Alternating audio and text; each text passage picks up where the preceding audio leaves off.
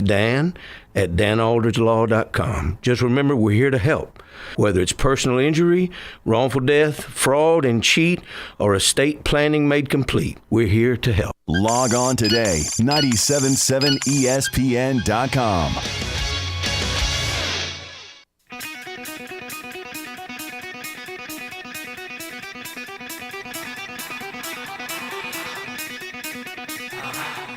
Welcome to Talkin' Ball with Scott Theisen and Drew DeArmond. Call into the Neighbors Wealth Management Hotline now, 256-576-4977. That's 256-576-4977. Now, here's Scott and Drew. All right, we're off. We're running another brand new live edition, Talking Ball, 97.7 ESPN The Zone. Scott Theisen, Drew DeArmond holding with you until 9 a.m. on this Thursday morning, which should be the final day of this feeling like July weather. If you look at it, the next few days, we're going to start getting back into more comfortable football weather. Tomorrow, we're only supposed to see a high of 80. So we're starting to get back into more of the comfortable football weather. Going to be a little warm out there tonight if you have any high school games to go to. Really none in our area this evening as far as Thursday night games go, but we got a full slate coming up tomorrow. 256-576-4977. That's how you can get in on the program this morning. We got a lot of good stuff, a lot of fun stuff to get to today. Nick Saban, he did meet the media yesterday. By the way, if you did not get to see it, check out our YouTube page, and you can listen to the entirety. Drew, here is just a couple seconds of Coach last night. Obviously, the big thing you want to do in practice each and every day is try to stack positive performance. I talked about that, so that focuses on improving, every player, play better. And the way you do that, to me, is you got to own up to your actions and decisions because, that's how you learn how to correct every mistake, every bad decision that you make. And then you accumulate lessons learned, and those lessons learned help you perform, better every day, execute, do your job better, develop more confidence, and, so you're always playing better tomorrow. And that's what, we've tried to focus on this week. This is a little bit of a difficult preparation. It's a little different, kind of offense than what we've been seeing. And our players really got to stay focused to be able to do it the right way. And, we're continuing to try to create the kind of balance we want on offense to be explosive offensive team. Okay, with that, we'll start with Chase, or not Chase. Do you have one? Yeah, Coach, I just want to ask you about Amari Niblack. Just what kind of progress have you seen from him for him to get some first-team reps last week? Yeah, well, he's a guy that we're trying to use more and more.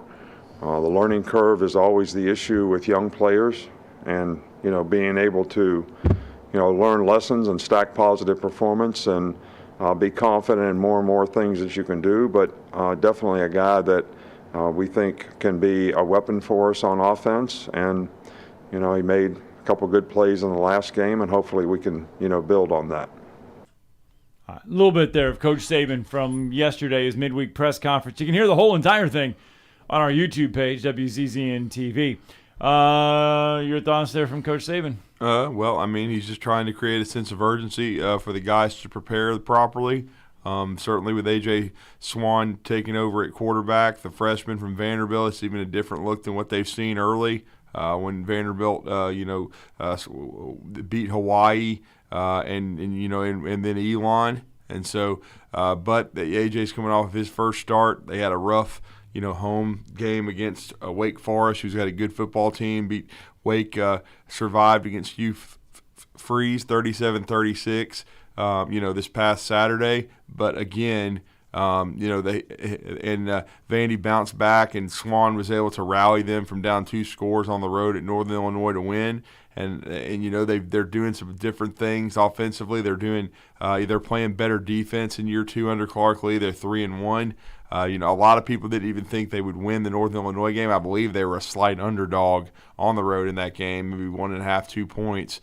So they got that done, and it's the SEC opener, and so he's just wanting some attention to detail. And then with Nyblack, obviously he's started to do some things right in practice. He's been with the threes through most of fall camp, and I think when the season started, but he didn't go through spring practice either, so he's just starting to get comfortable as a player. And he certainly, I've talked about him on the show throughout, that I was anxious to see him throughout the summer when he joined the team, because he brings a more dynamic athleticism to the the tight end room. He's more of a flex and an H, and if you saw him catch that 15-yard touchdown pass, he's got just arms down past his kneecaps. They called him a Jurassic Park for a reason in high school, because he's a freakazoid athlete. But he needed to understand how to play, and so certainly I think he's starting to do that. I think he can, be a weapon for this team, especially in the red zone, if he continues to get better. And certainly it's also big to have Cam Latu back. They didn't have Cam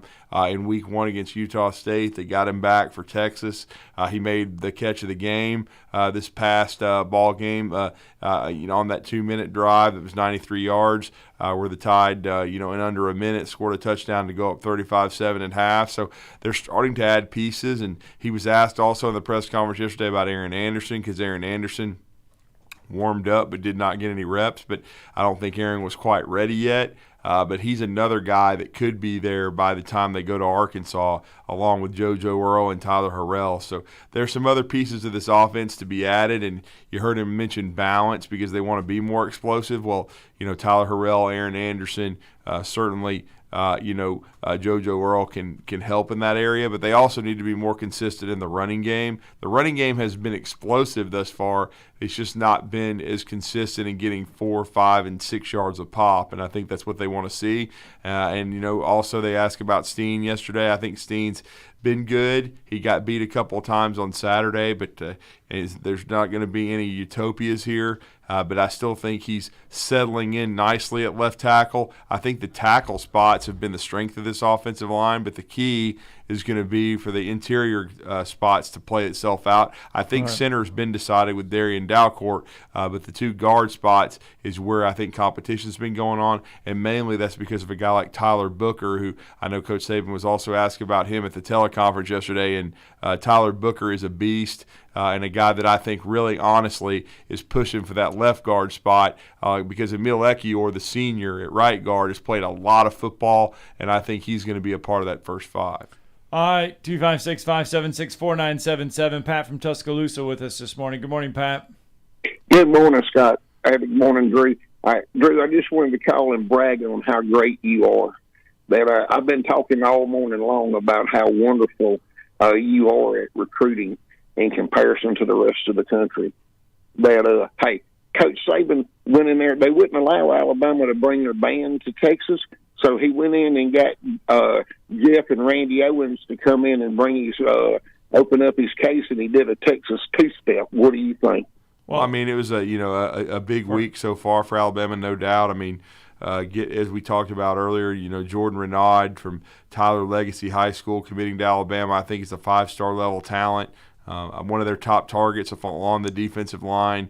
A great character kid, made of the right stuff, that plays hard every down, son of a coach, and I think he's a huge get considering what happened, a couple of months ago when you saw Peter Woods and Kelby Collins leave the state and commit to other schools. But certainly a guy like Jordan Renaud is a big piece of that puzzle, and then to stack it with a Jalen Hale who committed to Alabama yesterday. From Longview High School in Texas. That was another huge get for Alabama. He's a long 6'2", 175, 180-pound wide receiver who's also a track athlete at Longview and their best basketball player, which is something Coach Saban likes. He likes multi-sport kids, so he hasn't played football full-time yet.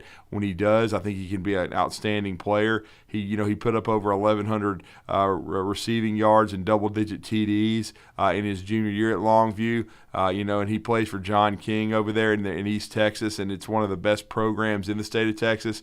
We had Joe Willis on, the head football coach of Tyler Legacy earlier this week, and he talked about on the recruiting blitz that Longview is one of the top 10 programs in Texas, and that is a broad statement because Texas is a massive state from the standpoint of from border to border. I mean, it's there's a ton of football that's played over there. It's the biggest school in Texas is Allen. And, of course, the disaster, that was at Arkansas, Chad Morris was over there a couple of years ago. But that school has 7,000 students, to put it in perspective. I mean, that's just so massive. So that shows you how big the schools are and how seriously they take football in Texas.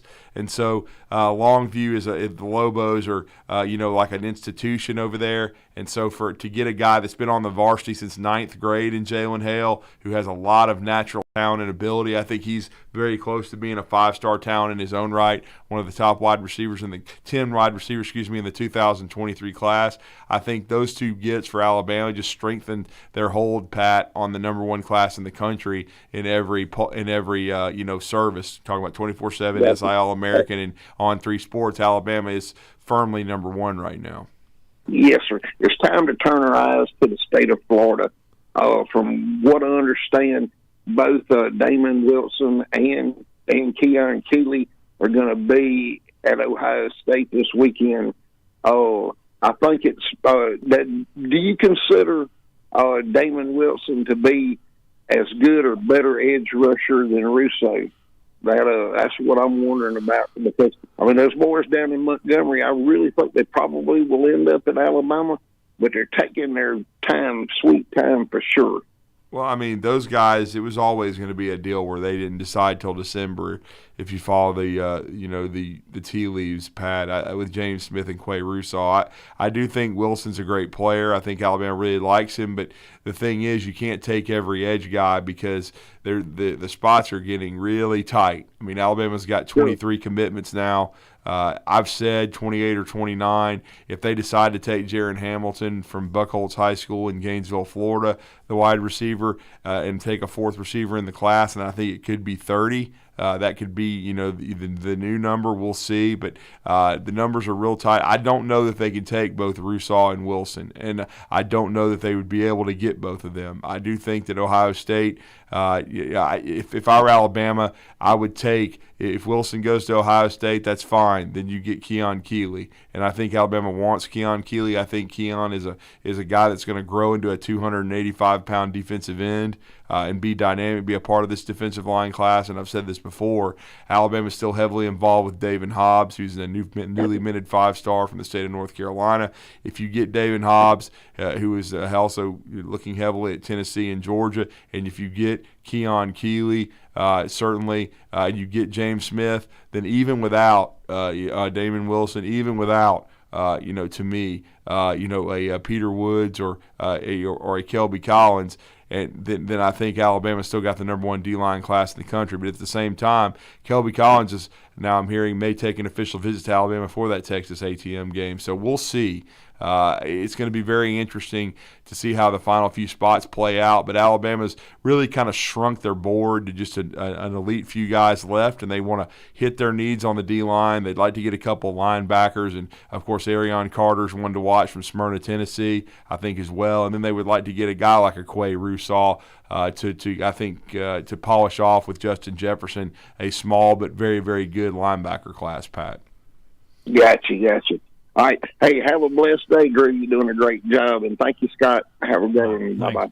Thank you, Pat. And just so everyone knows, Texas did not prevent Alabama's ban from going to Texas. Alabama chose not to send their ban because Texas put them up in the it was just they just didn't want to they didn't want to go up top, and I think they may have only been able to bring the pep band too if they had done that. It would have been a smaller area. Yes. And so Alabama decided not to spend the money to travel a band over there, and it was just a decision by Texas to do that. And we'll see if that continues when they join the SEC. But again, that was a kind of a mutual decision there. All right. So Connor O'Gara has an interesting article out about Alabama, and it's entitled Jermaine Burton isn't a go-to receiver in Alabama, but he still needs to have a key role. And he lays out, the fact that when Burton came from Georgia, I mean, he really was not really a factor in the Georgia receiving corps, but yet he gets voted first team All-SEC honors during the preseason. And now his numbers are, his numbers aren't splashy like we're used to seeing from Alabama. Is Jermaine Burton the go-to receiver for Alabama? Not right now. Trayshawn Holden would probably be considered that guy. I mean, that's just the way it's worked out so far. I think Jermaine Burton is still a guy that could explode. They've come close to hooking up, a couple times deep. Right. He was behind the defense against Louisiana Monroe. Bryce was a little off with the throw. And then against Texas, when Mo, Larry, and Curley from the Big 12 were officiating, Burton had looked like he was going to beat his guy deep, as they were coming out of the back where they were backed up to their own goal line. But, of course, miraculously, the flag wasn't thrown. And the officials, and then that's when the alleged intentional grounding that didn't happen happened, and so and then Alabama, ended up having to punt the football away. But again, I think they're close. They had 2 touchdowns in the first game against Utah State, especially when they were in the red zone. And so I think, to me, it's just one of those things where, like a J-Mo, when he and Bryce got together and really exploded against Texas A&M in College Station last year during that 41-38 Aggie win. I think that, the rest of the year, J-Mo was a huge part of it, because J-Mo had a big 96-yard TD against Miami, but that was really the gist of what he did in that game. And then he had some drops early in some of their non-conference action. So J-Mo finally got comfortable. I think the same thing's going to happen with Burton. I don't think he's going to be a Jameson Williams type guy, but I think he's going to be more of a John Mechie, and he still hasn't been there that long. So I know he went through spring, but people just have to give it time. I mean, I think this is a different kind of football team with Alabama.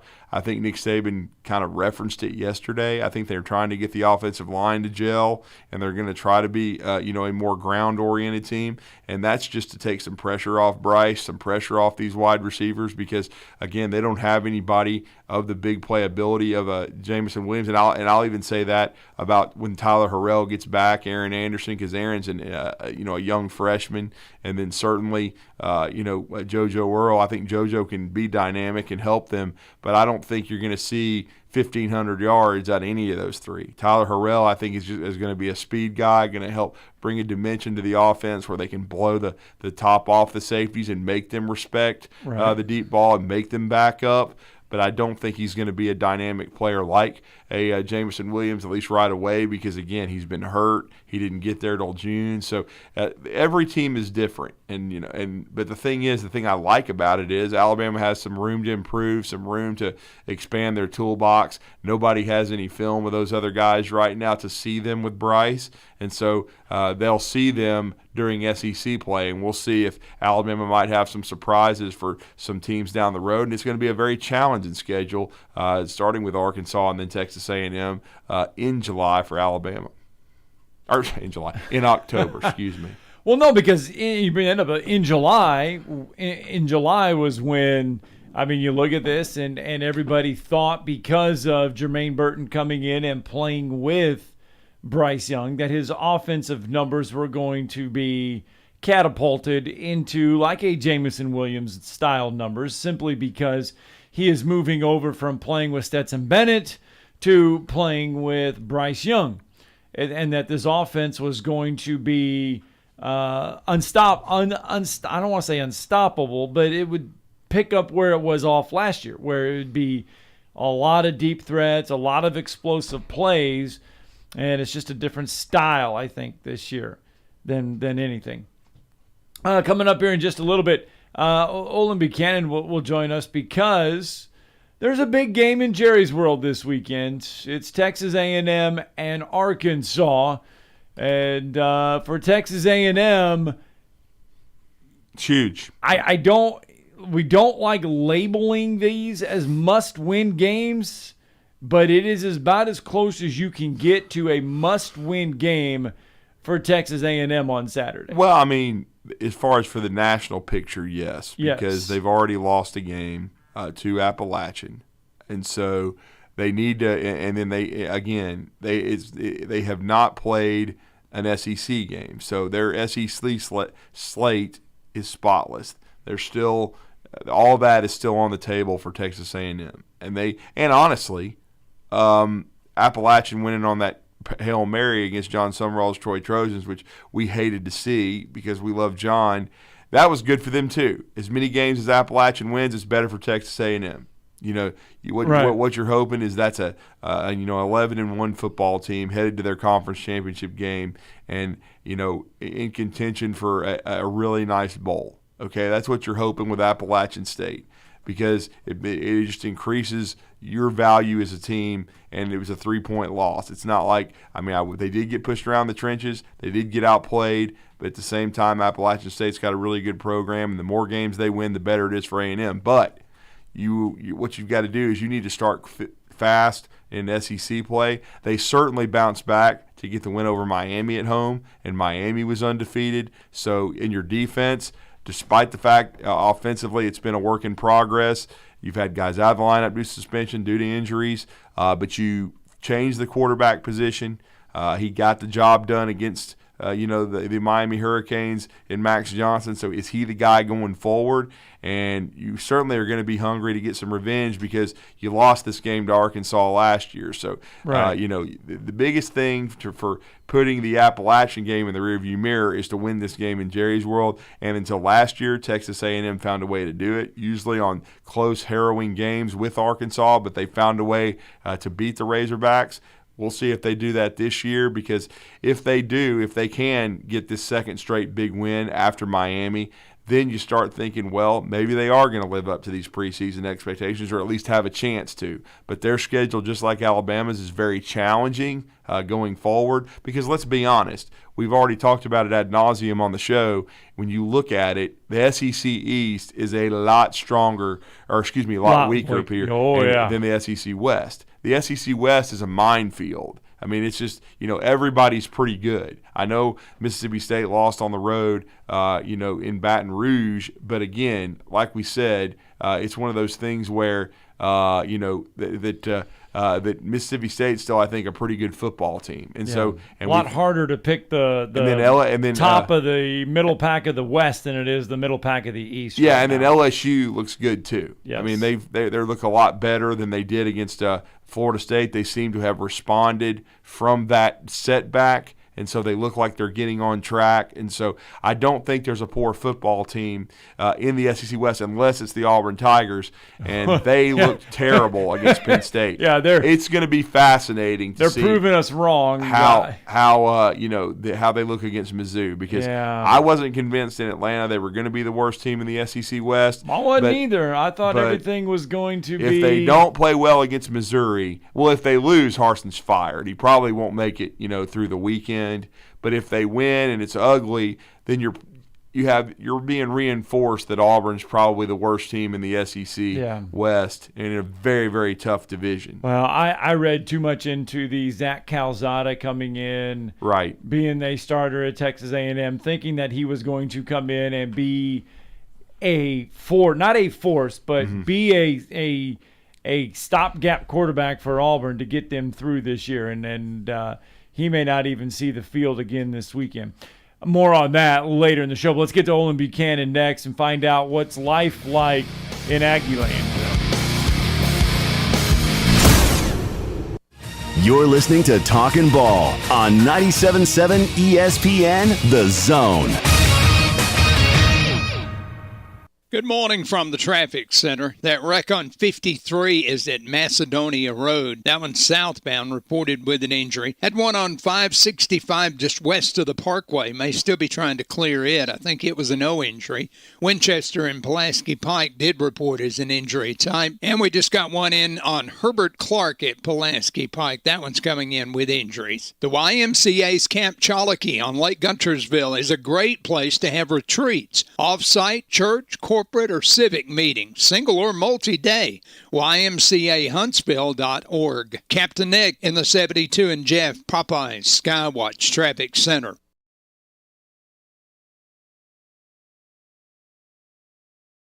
A lot of MVVs and they are looking outstanding. Next. Yes, what about trades? Ma'am, you know University Kia always gives up to $5,000 of a KBB trade-in value. Right now, get up to $5,000 over Kelly Blue Book fair market value for any trade at University Kia. New 2022 Kia K5s are just $199 per month. Plus, we want to buy your car. Scan the QR code to see what your car's worth. Only at University Kia. Listen up, sports fans. Your favorite sportsbook, BetUS.com, is back for a 28th year of NFL action. With the industry's biggest sign-up bonus of up to 200%, BetUS offers our members the opportunity to cash in on all your favorite sports, including NFL, NBA, MLB, and more. We've also got hundreds of new casino games, including the coolest new European slots, and our live dealers are waiting for you at the tables. Sign up at BetUS.com or call 1-800-99-BET-US and get into the action. BetUS, where the game begins. Service. Our professional sales staff is never pushy. We won't talk you into something that doesn't fit your needs. You have the right to make a smart, informed decision. Expect Bullet and Barrel, Alabama's only 5-star indoor shooting range, to support you after the sale. Bullet and Barrel, 3252 Lehman Ferry Road. Like or follow us on Facebook. Come see us soon. No representation is made that the quality of legal services to be performed is greater than the quality of legal services performed by other lawyers. A wise man once said, "If you take care of old folks and children, everything in the middle will take care of itself." Hi, I'm Danny Aldridge, lawyer in Alabama and Tennessee. In the next 20 years, the number of those folks over 65 years of age will more than double.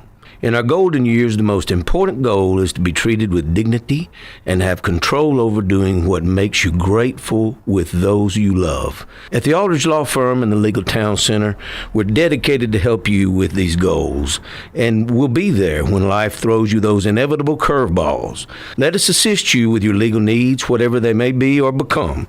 You may reach us by phone at 256-534-3188 or online with Dan at danaldridgelaw.com. Just remember, we're here to help.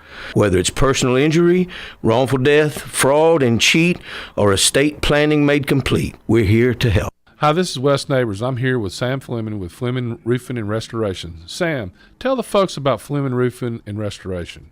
Hey Wes, our company Fleming Roofing and Restoration specializes in commercial and residential roofing and repairs.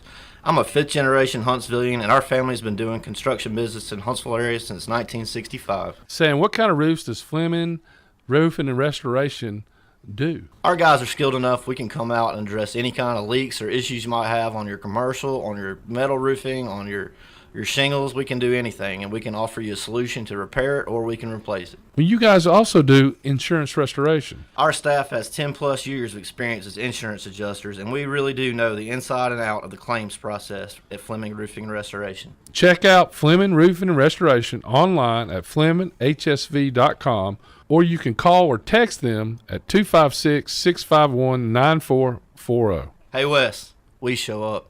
Tired of the same old menu options everywhere you go? Then you need to try Metro Diner in Huntsville and Madison. The award-winning Metro Diner serves up signature dishes like their Charleston shrimp and grits, famous fried chicken and waffles with strawberry butter, and lots more. Their entire menu is available anytime, breakfast, lunch, or dinner. And stop by for brunch on Saturday or Sunday and enjoy the lowest price mimosas in town. Airport Road, Huntsville, and Highway 72 in Madison. In diner or at home, make it Metro Diner. No representation is made that the quality of the legal services to be performed is greater than the quality of legal services performed by other lawyers. This is Attorney Tommy Sinyard on behalf of Sinyard Law, and again, proud to be a sponsor of all things football here on ESPN Radio. My son Bart and I started our own law firm July 1 and are very proud and excited to be bringing you our 50 years of collective national award-winning injury trial law experience. Check us out on the web, sinyardlaw.com. Sinyard Law, nationally recognized, locally respected. You've got to experience Toyotathon at Bill Penny Toyota. They've got the selection with over 700 new Toyotas to choose from. And they've got the extras with Bill Penny perks and a 10-year unlimited warranty. So get on over to Bill Penny Toyota today and experience Toyotathon. Bill Penny Toyota in Huntsville and online at BillPennyToyota.com. Bill Penny's Toyota 10-year unlimited warranty is valid through the 10th year of ownership. Valid on new vehicles only. See dealer for details. This is Eli Gold, voice of the Alabama Crimson Tide. Now more of Talkin' Ball with Scott Tyson and Drew DeArmond on your home for Crimson Tide Sports 97.7 ESPN The Zone. Roll Tide. All right, welcome back. Talking Ball 97.7 ESPN The Zone. Indeed, big game this weekend in Jerry's world. Arlington, Texas A&M, Arkansas, and this is big. I mean, it's good to have this game mean so much. I mean, there was a stretch there where Arkansas was down, and I mean, this one didn't have the lust to it. Now you have both teams coming in ranked. It's already a crazy atmosphere anyway, but this one just means a little bit more because one, it's the SEC opener for Texas A&M. Arkansas has already had an SEC game under their belts. But, man, oh, man, this is a big game. It is, and I think it's the biggest in the SEC this week, only because the West is so much stronger than the East. Certainly Florida, Tennessee has got some, implications to it. But this one right here, I think, is the biggest game of the weekend in the SEC. And Texas A&M, certainly they were able to bend but not break against Miami. They were able to force a turnover. They played really well in the red zone, and they got just enough done offensively to beat the Miami Hurricanes 17-9. They made a quarterback change. He was efficient. He didn't turn it over. So we'll see if he can grow going into this week. And he's certainly been in games like this already at LSU for Max Johnson, now getting his feet wet with Texas A&M. And we're going to talk A&M with our next guest. It's always an honor to speak to one of the best in the business. He's part of TexAgs.com, part of TexAgs Radio, and that is their beat writer, Owen Buchanan, and he's with us on the Neighbors Wealth Management Hotline. Owen, it's great to speak with you again. You're with Drew and Scott. Good morning. Well, good morning, guys. Thank you for having me. Yes, thank you for joining us. And big game for A&M. They got it done against Miami, bounced back after the disappointment against Appalachian State. A weird game against Appalachian State. They weren't able to possess the ball very much. They didn't have the ball a lot offensively, and they drop a disappointing one. But then they turn around, they get it done against Miami. It wasn't a thing of beauty, but they got the win, and now they start SEC play coming up Saturday. It was a big win for them just because, they'd looked anything but a good football team before the Miami game. Yeah, they didn't look good, particularly good in the first game against Sam Houston. Right. And there's a lot of wondering why in your fifth year under Jimbo Fisher you can't play better football than that. But they came back and had a really solid game despite having 4 significant players out because of suspension.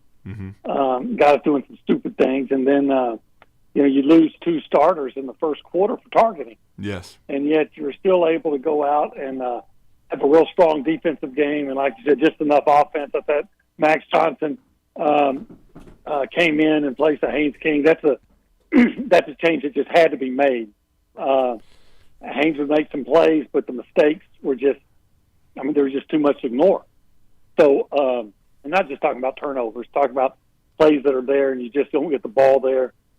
And quite frankly, Max wasn't spectacular, but he was efficient and his numbers were incredibly modest, but he probably was victimized. I counted 4 drops. Some people said it was 5. I counted 4.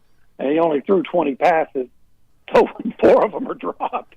20% of your throws are dropped. So you need you're saying, hey, you need a little help. Offensive line's got to play better.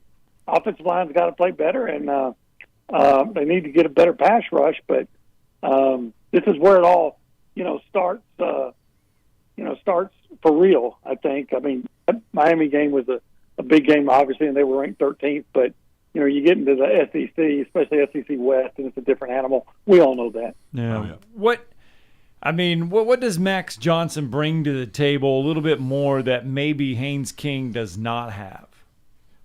Well, experience, first of all. Here's a guy that's played in, I think he started now 19 games in the SEC. Maybe that's right. 16, something like that. And he wasn't bad at LSU last year. No, I didn't think no, so. Yes, no. agreed. Yeah, his last win he was threw for 28. Yeah. Yeah, he threw for 2,800 yards and about 25 touchdowns with no running game, a bad offensive line, and he wasn't going to get any help on the sideline.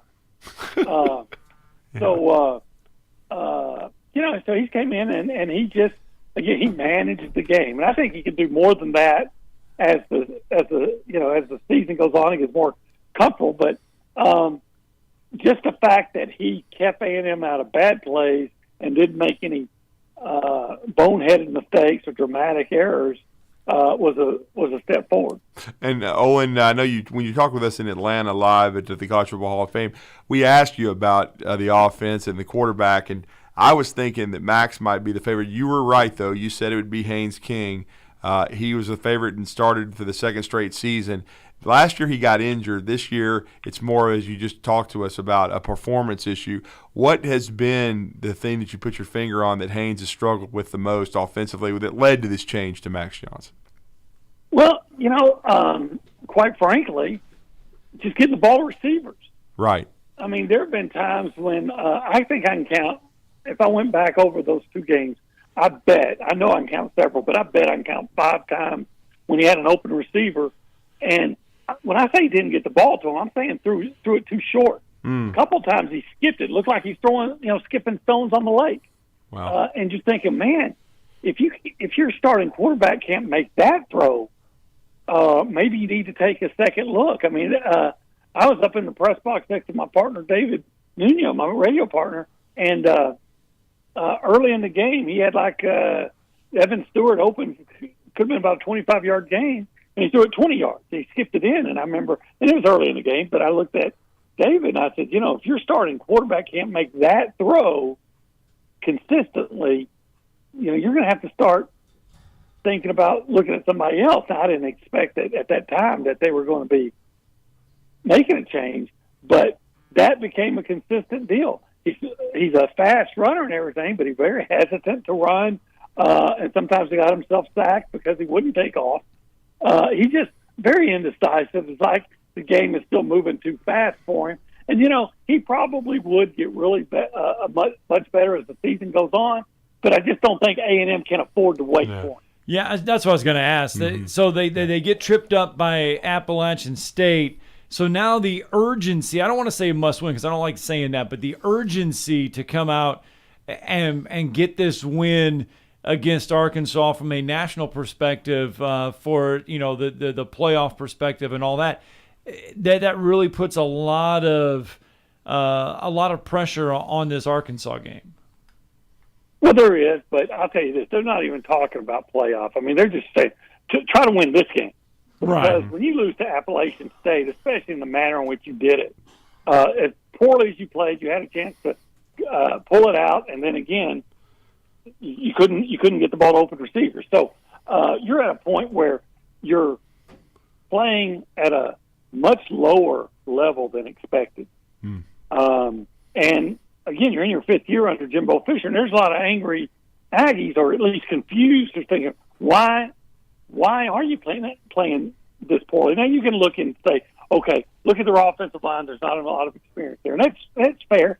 But why isn't there? I mean, again, this is the 5th year. So, Bryce Foster missed the first 2 games. He's their freshman All-American center last year, and he missed the first 2 games because of mononucleosis. And he got back, and they showed some progress, and he should be even better each week. But you don't want to look at excuses. You want results. So, most of us felt like coming into this season, everybody in College Station, like everywhere else, would have said Alabama's going to win the West. But you looked at it and said A&M needs to be a contender, should be a contender in the 5th year, and quite frankly, anything less than 10 wins would be a disappointment. Well, you already got one that you thought you were going to win, one loss that you thought you were going to win. So, hell yeah, that game against Arkansas means a lot. And on top of that, Aggies and Razorbacks, they don't really get along anyway. So you don't want to have to hear, a bunch of pig suey crowing for a year either. But if you want to have anything, and of course they do want to, so if you're going to have anything approaching the kind of season you expected. You need to beat Arkansas, but quite frankly, I haven't seen anything from this team right yet that would tell me that they will beat Arkansas.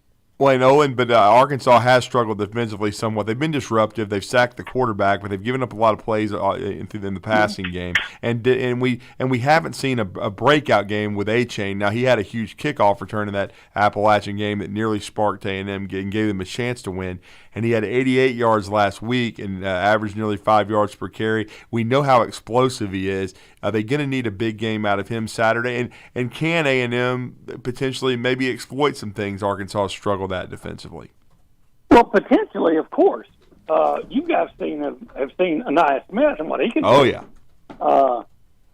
And Evan Stewart's this freshman that started first game, and he's made plays, but he's one of the guys that decided to go to a party last week and broke curfew, and so he was suspended. And then, like you mentioned, A-Chain, you got to ask yourself, I mean, there's no question about his ability. So why isn't he getting? Why has he been, unable to have a breakout game? He's explosive. It's like the offensive line's a wet fuse, and he's a stick of dynamite. But so yeah, potentially they should be able to exploit that secondary, which is last in the country in pass defense and all that. But again, you have to come back and ask yourself, what have you seen from A&M in 3 games that would make you believe that they can consistently exploit the weaknesses in Arkansas's pass defense? And maybe they will, but at this point, I haven't seen anything that says, okay, they're going to be able to go out and take advantage of Arkansas's shortcomings. Now, maybe with Max Johnson in his second game, maybe they'll have a better chance to do that. But again, I think you're just assuming a lot when you're looking at a team that just hasn't thrown the ball very well, with the exception of the first game against Sam Houston. Even then, it was 3 big plays, and the rest of the time, the offense really wasn't that impressive. Yeah, is it a case where they haven't opened up the playbook a lot, do you think? Have they been really conservative? Well, maybe early. I think there might be something to that early, and it cost them, obviously. And I mentioned it hurt them that Evan Stewart and Chris Marshall, another freshman that's been doing a lot of good things as receiver, they were among the suspended, so that hurt. I'm sorry, but excuses don't fly well around here. It's time to produce results. I think that there are those that are starting to question Jimbo Fisher's just offensive philosophy, and not that it matters. He's going to do what he wants to do. If he said that he would consider getting someone else to call plays, but I don't believe that. He said that about before the Miami game, but I think he was just just saying that to answer a question and appease people. I don't think that'll ever happen. And maybe it shouldn't. I mean, he's been successful here too. But there's just a lot of frustration. So, yeah, maybe they were trying not to show anything. Now, I will say this. When you go back and look at the video last week, there were a lot of plays that they were just within inches of completing for big plays. And it might be an A-chain run where the backside end was able to get him but everything was blocked up front, and you're asking yourself, well, why wasn't the right tackle making the block to keep the backside end off? Or a guy missed a block, and he had a wide-open receiver at the goal line, but Max had to dump it just to keep from getting sacked. And you say, okay, you can see where they're getting close, but then you come back and say, all right, well, when are you going to start making those blocks? Because the opponents aren't going to get any easier. So, again, I don't want to say those are excuses, but those are reasons that they've not been able to have those breakout offensive games. And you say, okay, well, let's clean that up. Okay, but you've been waiting a month for them to clean it up. Now, when are you actually going to get the damn thing cleaned up? But Owen, I will say, what's the intel? Are they going to get the suspended guys back this week? Yeah, they're back. It was a one-game suspension, but they're all 4 freshmen, and all 4 will play a lot. and freshmen sometimes do stupid freshman things. The seniors on the team, like Anaya Smith or Damani Richardson, had a talk with them, let them know that that's not the way things are going to be done here. But you're forgiven, just don't let it happen again, kind of thing. And I'm sure it got their attention. And they'll be playing this week, and I think Evan Stewart has a chance to have a real big impact on the game because he is an electrifying type of player that can make some really big plays. And if that Arkansas secondary is as depleted as we've heard without Jalen Catalon, maybe he's the guy that's going to make those big plays. It may be. It's going to be a big game for the Aggies, no doubt about it, in Jerry's World. We know Texas Aggies is going to be all over the coverage, going to be there live with outstanding coverage. Owen, we appreciate the time. We know it's a busy week for you guys, and we're at some nervous anticipation for that SEC opener for Texas A&M to try to get back on track and build on this Miami win. But we always appreciate the time and let everybody know how to follow your coverage. Yeah, well, we'd appreciate if you give us a look. We think we're the preeminent outlet for all A&M sports coverage. So you can find us at texags.com. It's just an abbreviated version of Texas Aggies, texags.com. You can follow us on Twitter on the same name, just texags.com. Thank you, Owen. Thanks, we Owen. appreciate it. Thanks for having me. Let's get that break in, wrap up hour one of Talking Ball. Coming up next. You're listening to Talkin' Ball on 97.7 ESPN, The Zone. Good morning from the traffic center. That wreck on 53 is at Macedonia Road. That one southbound, reported with an injury. Had one on 565 just west of the Parkway. May still be trying to clear it. I think it was a no injury. Winchester and Pulaski Pike did report as an injury type. And we just got one in on Herbert Clark at Pulaski Pike. That one's coming in with injuries. The YMCA's Camp Chalakee on Lake Guntersville is a great place to have retreats. Off-site, church, corporate, or civic meetings, single or multi-day. YMCAHuntsville.org. Captain Nick in the 72 and Jeff, Popeyes Skywatch Traffic Center. McCurry Motors is your car and van rental headquarters. You can rent the vehicle you need today. Family in town, sporting event, church function, no matter what your need, McCurry Motors has you covered with a wide selection of cars and vans available for rent. They have 12-passenger Mercedes Sprinter vans, 12-passenger Ford Transit vans, 15-passenger Ford Transit vans, and 15-passenger Chevrolet Express vans. They have 2 locations, Highway 72 in Athens or Max Luther Drive in Huntsville. Great food and the best live entertainment is what it's all about at the Furniture Factory Bar and Grill. Head to downtown Huntsville every Tuesday for karaoke on the only outdoor karaoke stage in North Alabama. Thursday night is the Valley's longest running and biggest bike night. Food and drink specials, giveaways, and live music on the patio. And the Furniture Factory menu is fully loaded with options from steaks to salads, plus a whole lot more. Featuring a weekday happy hour that starts at 3. 619 Meridian Street, downtown Huntsville, and online at FurnitureFactoryBarGrill.com. Gunner's Landing is one of the Tennessee Valley's finest golf experiences. Just 35 minutes from downtown Huntsville, Gunner's Landing's 18-hole championship Jewel is open to the public 7 days a week.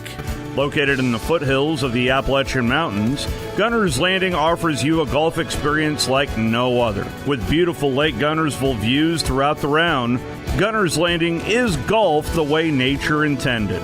Gunner's Landing's Club Repair Shop offers a full range of services, including re-gripping and adjusting the lofts and lies of your clubs, even putters. Since the work is done in-house, your clubs will be returned to you in a timely manner. Unmatched in the North Alabama area, it is Gunner's Landing. Schedule your tee time today at GunnersLandingGolf.com.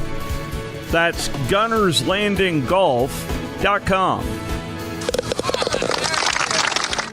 I'm attorney Gary Lackey. You know, you'll hear people say we're like a family, but here at the Lackey Law Firm, that's really true, not just a saying. I'm Justin Lackey. With my father and my sister, we have a special connection to each other. I'm Jennifer Lackey. At the Lackey Law Firm, when we take on your case, you become part of our family. You really do. And we'll always do whatever it takes to get everything you deserve. If you're injured, you worry about getting well, not about paperwork or insurance companies or figuring out how to get to your lawyer's office. I'll come to you. We worry about your case so you don't have to. When you've been injured, we know that your case is probably the biggest thing going on in your life. More important than almost anything else. And it's important to us too, for one simple reason. Family takes care of each other, and at the Lackey Law Firm, we'll take care of you. The Lackey Law Firm. The Lackey Law Family. 1-800-4RIGHTS. No representation is made that the quality of the legal services to be performed is greater than the quality of legal services performed by other lawyers. Ann Adams with Berkshire Hathaway Rise Real Estate is the one name to know if you're buying or selling real estate. With years of local experience, Ann Adams offers buyers in-depth knowledge of the local housing market and will narrow available properties down to those you'll be interested in so you can save time when shopping for your new home. If you're ready to sell, Ann offers a seamless process using accurate pricing and expert negotiation skills to make sure you get a fair price for your home. Call Ann Adams today at 256-337-2625 or log on bhhsriserealestate.com. Your favorite sports book, BetUS.com, is back for their 28th year of NFL action. With the industry's biggest sign-up bonus of up to 200%, BetUS offers their members the opportunity to cash in on all your favorite leagues, including college football and the NFL. They've also got hundreds of new casino games, including the coolest European slots, and their live dealers are waiting for you at the tables. Sign up at BetUS.com and use the promo code WZZN. That's BetUS.com and the promo code WZZN. Not looking or feeling your best? No energy for the things you like to do? Ready to look and feel younger? Make your appointment at Advanced Life Clinic, one of the region's foremost destinations for patients interested in looking and feeling their best. Specializing in advanced laser treatments and weight loss, male and female rejuvenation to offset the effects of aging, and more. See how Advanced Life Clinic can help you enjoy your life again. Call 256-882-6555 or log on advancedlifeclinic.com. Listen to the North Alabama High School Scoreboard Show, presented by Woody Anderson Ford, each Friday night on 97.7 ESPN The Zone. This segment of Talkin' Ball is brought to you by University Kia, the #1 volume Kia dealer in the state of Alabama, located online at universitykia.com. Welcome back. Talking Ball, 97.7 ESPN The Zone. Interesting conversation there we just had with Olin Buchanan from TexAgs.com. And I say interesting because you and I visited with him at SEC Media Days. Yes. And he's been on the show. And you know, basically, they were all buying into what Jimbo Fisher was selling, the direction it was going. It was 10 wins is going. Anything less than 10 will be a disappointment. And if you listen to the tone there of Olin Buchanan, it was not that they're going to Arlington to win, but rather they hope to win on Saturday. It was a lot more pessimistic than it was optimistic in that conversation. Well, like you said, there's some Aggies that are frustrated with Jimbo Fisher. And, you know, and Dirt Neck has not lived up to the expectations. Sorry, he has not. Their team has been disappointing. You can see they're talented. Like he said, Evan Stewart is an electric talent. He was one of the top 5 wide receivers in his class last year, maybe #1. And certainly a big play waiting to happen. He made some plays in the first game or two, but they could not get him the football consistently enough against Appalachian State.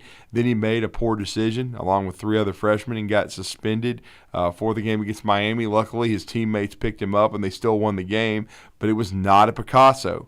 They have not played well offensively. Defensively, they played good, not great. They were able to bend but not break against Miami. They got outgained. They gave up nearly 400 yards of offense, only gained, I think, 264 themselves. But They played well in the red zone, and they got a key turnover, and they were able to hold Miami to field goals, so they survived there. But they can't play that way in the SEC and be a contender. And I think that was Owen's point. And they need to get Devon Achane the football. He needs to touch it 25 times. He's extremely explosive. He and Evan Stewart. Now, and I will say, I think that I agree with Olin 110%. They had to make the quarterback change because Haynes King has not been able to consistently throw the football. And I told you this. When I saw Haynes 2 years ago, when he was a freshman in 2020, and Alabama eviscerated ATM in Tuscaloosa to get that season rolling, I wasn't impressed with King when he came in. Now, again, he was just a freshman. Right. But his arm didn't impress me. So I'm not really shocked that from an arm talent perspective, he hasn't been able to get the ball to the receivers. And so that was my whole point about, in my opinion, after watching Max Johnson at LSU. And remember, Max almost beat Alabama last year. They lost 20-14, and they were even driving with a chance to take the lead, and Alabama got the stop on 4 downs that they needed. But Max Johnson, as Owen rightly pointed out, 2,800 yards passing, 25 touchdowns. He's produced in the SEC. Now, his stat line was modest, 10 out of 20, but it changes a lot, as Owen pointed out. He threw for 140 yards, a touchdown, didn't turn it over, but he had 4 drops. I mean, if you don't have those drops, then maybe you got over 200 yards passing. Maybe you score more points, and you're not just at 17. So he gives you the best chance to win, and that's why he needs to be the starting quarterback the rest of the year. And it all goes back to why Jalen Hurts lost his job at Alabama to Tua Tagovailoa. Jalen had a great record, but eventually he couldn't get the receivers the ball, okay? And Alabama's offense started stagnating. They were having trouble scoring, okay? Right. And so you had to put Tua in because he's like a point guard distributing the ball. Texas A&M needs the same thing to happen with Max Johnson, except they need to catch it, not drop it, get A-chain the ball, and then their defense, as Owen pointed out, they've got to start rushing the passer better because this is an Arkansas team that's very physical. A&M at times has had trouble stopping the run. They're going to really have to put their hard hats on and bow up against Arkansas, or they may drop this SEC opener in Jerry World. All right, that's hour 1 in the books. When we come back, hour 2 going to kick off Auburn football. Could we see another quarterback take snaps for Auburn outside of Robbie Ashford and Zach Calzada? There's a possibility. We'll explain it all when we return.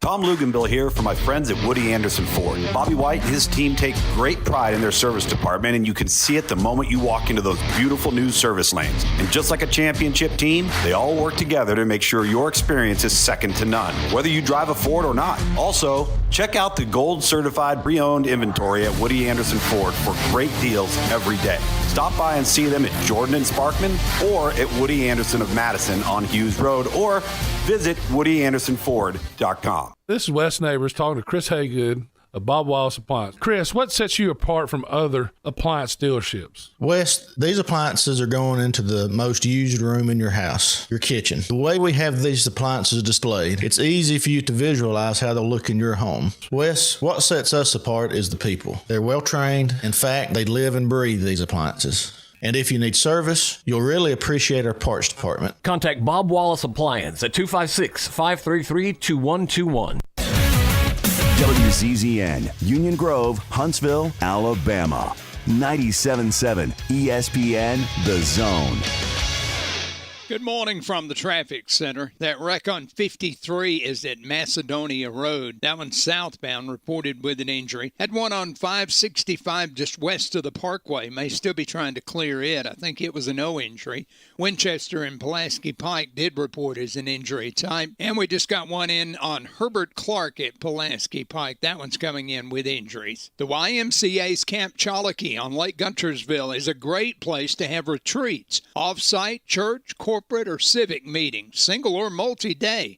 YMCAHuntsville.org. Captain Nick in the 72 and Jeff Popeyes Skywatch Traffic Center. Got a wreck coming in on Highway 53. It's an injury type. I don't have a cross street yet. 565 eastbound just west of the Parkway, still trying to clear. Winchester and Pulaski Pike may still be working. That one had some injury reported. 2030 Fast Track can make your clothes fall off. Allison lost 100 pounds in 7 months on the plan. A free hormone quiz will tell you if the program can work for you. 2030huntsville.com. Captain Nick in the North Parkway, Popeye Skywatch Traffic Center. Hi, everybody. Eli Gold here. Right now, indoor air quality occupies top-of-mind awareness for families and business owners. Rick Smith and the trusted professionals at Environmental Comfort Systems can take care of your indoor air quality concerns with their state-of-the-art indoor air quality solutions. Environmental Comfort's indoor air quality systems remove 99.9% of airborne contaminants so you and your family can breathe clean, fresh air.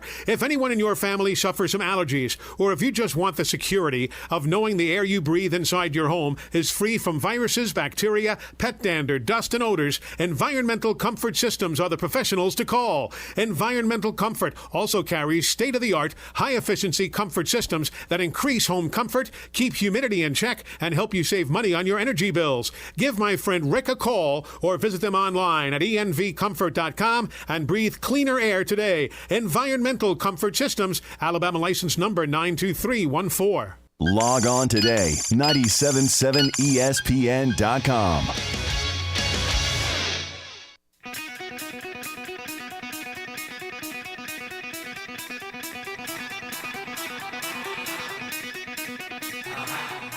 Welcome to Talkin' Ball with Scott Tyson and Drew DeArmond. Call into the Neighbors Wealth Management Hotline now, 256-576-4977. That's 256-576-4977. Now, here's Scott and Drew. All right, welcome in hour 2.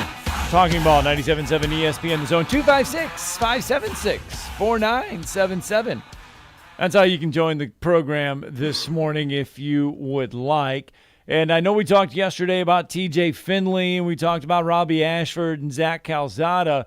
But yesterday, if you listen to some of the players, or even on Tuesday, if you listen to some of the players talk down there on the Plains, we might, and even Brian Harsin kind of alluded to it just a smidge, that we could see another quarterback play on Saturday. One that we haven't seen play at all season. Not Zach Calzada, but Holden Grenier. Man, if that happens, this season has gone so disastrously bad for Auburn. I mean, either that or Calzada's still got shoulder problems or something. I mean, why else would he not get an opportunity? I mean, at least this guy has beaten Alabama and won an SEC game. Finley has been underwhelming in all his action as a quarterback, not just at Auburn but at LSU. He's made some plays. Yes, he brought him back against Georgia State. That's Georgia State. Okay, I said that for 4 times. That's not four times, not 3. You went 4. That's not an SEC opponent. Right. Okay. Right. He struggled. Now he's has a shoulder issue with his AC joint. He's not going to play. Robbie Ashford, until this year, had not played at all at Oregon. Would you trust Robbie Ashford to get you through the stretch that Auburn has? No, because he can't throw the football. He can run it. He's a great athlete, but he couldn't hit water if he fell out of a boat. Okay? We've already been over this ad nauseum. Haynes King can't do it either. Right. You heard Owen Buchanan, who knows the Aggies better than anyone I know. He the exact term he used was he looked at Haynes King looked like he was skipping rocks on the lake because he couldn't hit dudes. And that's what happened. He improved. He's now a starting quarterback in the NFL, but Jalen Hurts went through it at Alabama as a sophomore. He couldn't hit water if he fell out of a boat. Right. Okay?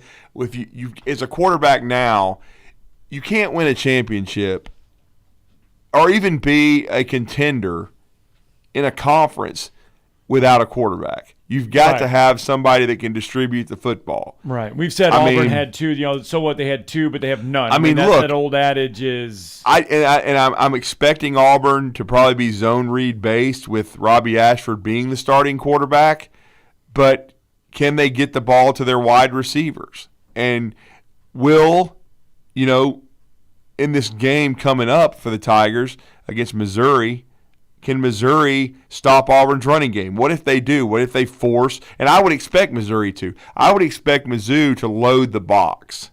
You know what I'm saying? I'm talking about 8-9 guys up front and dare Auburn to throw and try to take away that run. And if they can do that, what's Auburn going to do? I mean, are they going to be able to throw the ball effectively enough with Robbie Ashford, who also turned it over last week, passing the football? He's been underwhelming. So you have to have some balance. I don't see Auburn going back in time to the early Dye days and running the wishbone or even going to the veer. I've had people ask me that. No. Could Auburn go to the veer? No. You have to be able to run your offense. And to me, I don't know why Zach Calzada wouldn't get a shot. As bad as Missouri has played. Right. Now I would not have faith in Robbie Ashford to beat Georgia, to beat Alabama, to all that stuff. But would you have faith in him to get by Missouri, to have enough passing game to get by what has been an underwhelming Missouri team? Well, you would think so, but I'm hoping this will be the first time we see a heavy workload for Tank Bigsby. That's been mystifying to me. Yeah, 9 carries last week? 9 was for that right? 39, and he caught a couple of passes. Why is he not getting 20 touches a game? He's supposed to be the guy you're building the offense around.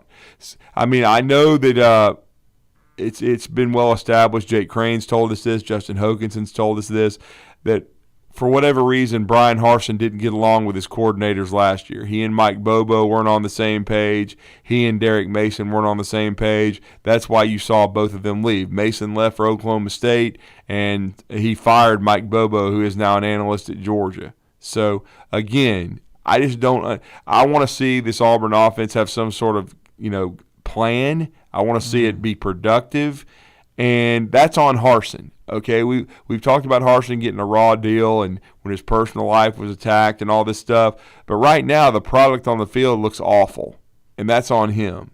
And some of it's not his fault because they tried to cut his knees out from under him. But you've got the roster you've got, man. And guess what?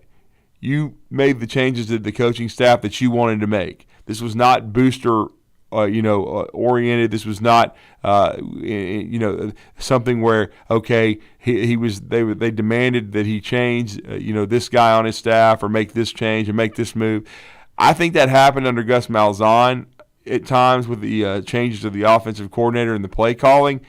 But I don't think in year 2 for Harsin this happened because at the time his athletic director, Alan Green, was still employed by Auburn. And I think he decided, okay, if I'm going to do this, I'm going to do it my way. They tried to force me out. They didn't. But now I'm going to prove to them my way works. Well, it better work because so far it has been underwhelming at best. I mean, to be honest, it looks worse than last year. The quarterback that grew up wanting to be an Auburn Tiger his whole life, Bo Nix, left to go to Oregon across the United States to play for a former coach that had been at Auburn and Kenny Dillingham. Who, by the way, Bo Nix had a spectacular Saturday. Yeah, he did. Saturday on a Saturday that's that Auburn, again, man. It's inconsistent, but he was Auburn good. Was struggling to find a quarterback in a Penn State game. Bo Nix was out west.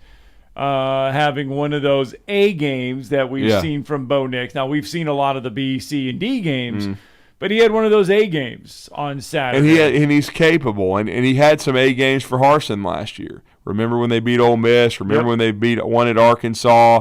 When they came back against LSU? Yeah. So he's proven he can do it at times. We haven't seen any of that under Finley or Robbie Ashford. And we haven't seen Calzada take a snap in a game for Auburn. So that they're bringing up Holden Grenier, that scares the hell out of me if I'm an Auburn fan. I'm like, the guy's a true freshman. He's not ready physically or mentally probably to play in an SEC game. So you need dudes that have seen some time. Now, it looks like Finley's out, so you've got to go with Ashford. But to me, there needs to be a quick hook. If he's struggling, man, you've got to give Zach Calzada an opportunity in this situation. And to me, unless Calzada's banged up worse than we know, and maybe he is, then that would be the only time you would have to just absolutely push the panic button and put a true freshman in there. And I think that would be a panic move, and I think that would mean everybody's fired. You know what I'm saying? That we're going to have Zach Etheridge as the interim coach at Auburn sooner rather than later. This is a huge game for Auburn. They need to come out with some semblance of plan and look like they've practiced and look like they're a good football team. I mean, because you said that last week about how big that Penn State game was, and it was, and then they played terribly. Okay, let's not misunderstand something. They played piss poor on both sides of the ball, offensively and defensively. So there needs to be some big time improvement against a Missouri team that's not very good. I'll say that one more time. They are terrible. They may be the worst team in the SEC East. So you need to beat this team. They have, worse than Missouri, worse than Vanderbilt. They may very well be. I mean, they got crushed by Kansas State on the road, and they did not look good against Abilene Christian. Okay, and they beat a middle of the road Louisiana Tech team. They've played nobody. And so, because I don't think Kansas State's a contender. Yeah, Vanderbilt was projected at a 2.5 win total this year. Vanderbilt has 3 wins: Northern Illinois, Elon, and Hawaii. And don't get me wrong, Tulane's a solid Group of 5 program, and they beat Kansas State. But I don't think Kansas State is a contender in the Big 12. And to smash Missouri the way they did, again, it just shows the gulf between the SEC East and the SEC West. And if Tennessee crushes Florida on Saturday, as many people think could happen, to me that turns into a 3-horse race in the East with Georgia being the prohibitive favorite, and then Kentucky, and then Tennessee. But is the West? I'll just be honest with you. Georgia's going to. I mean, it's a 3-horse race probably between in the East. Georgia right now probably is 1. Clearly 1, and then Tennessee and Kentucky fighting for 2 and 3. What about the West right now? If you had to revote at SEC Media Days, if this was SEC Media Days Week 4 edition or whatever, Week 5, Alabama, you're still slotting number 1. You put LSU there right at number 2, right, at SEC Media Days? I did. Are you still keeping LSU at number 2? No, not from what I've seen so far. I mean, again, I had Texas A&M at 4th, okay? And right now that's looking like that could happen, or they could even be lower, because unless they solve their offensive issues, because they have not been able to score a lot of points and have not been able to throw the football. So, again, I mean, and LSU, right now, they've shown more signs of life than A&M on offense. I mean, Jaden Daniels has been erratic, but at least they were able to score some points, play good defense, and be opportunistic against Mississippi State. And so far, Ole Miss has run the ball really well. Now, I'll freely say Georgia Tech's terrible. I don't think, that they're very good. I would say, though, when you look at the results and how they handled them, hell, I mean, Ole Miss looked better than Clemson against the same opponent, Georgia Tech. And both of them were road games, per se, even though the quote-unquote Clemson game was on a neutral site. But come on, it's the Mercedes-Benz Stadium. It's, that's in Georgia Tech's backyard. But again, so far, I mean, I think LSU, though, they've shown some signs of life. I wouldn't say second in the West. I still like Arkansas. I like what I've seen out of them. Now, some of the defensive deficiencies and losing Jalen Catalon, and we'll talk to Trey Biddy here in a few minutes on the show to talk Arkansas. That's a little disturbing, especially against the pass. Right. But offensively, they've been really good. They've been really physical. Really running the heck out of the football.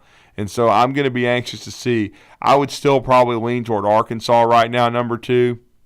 But it's not off the table that it could still be LSU because, again, they lost to Florida State, and if that hadn't been for a complete kicking game meltdown, they would have won the game, even if it would have been ugly. Right. So we'll see. And they've notched they came out in their SEC opener and came back and got a win against Mississippi State after being down double digits in the second half. Yeah, because they were down double digits. Yeah. So we'll see, but I think that's still playing itself out. I do, though, think we've learned still beyond a shadow of a doubt that the West is a lot stronger than the East because the East is a 3-horse race. We keep with Georgia to mention Ole Miss too. I mean, I know you have. Yeah, I just mentioned them, but but I'm just saying, Georgia is the prohibitive favorite in the East, no question about it. And I think Tennessee and Kentucky look like good football teams, and the rest of that division looks like whale dung.